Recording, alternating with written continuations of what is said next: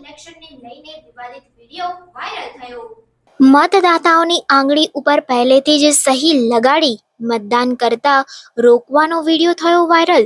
મતદારોને મતદાન કરતા રોકવા કોણ છે જવાબદાર?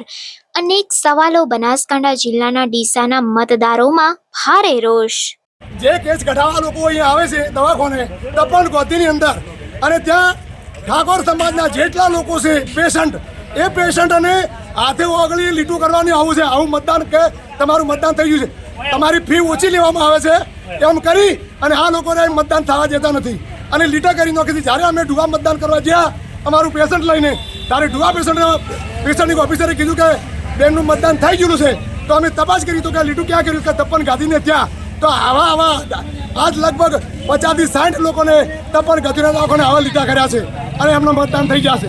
આ લોકો પૈસા લઈ અને ખરીદી જશે અને ઠાકોર સમાજના જેટલા લોકો છે એમને મતદાન ના થાય અને એમનું ઓછું મતદાન થાય એ માટે લીટા કરી રહ્યા છે। એટલે તાત્કાલિક એના માટે પોલીસ એક્શન લે, ચૂંટણી પંચ એક્શન લે, ન કે અમે પછી 6 વાગ્યાથી એક્શન લેવાના છે।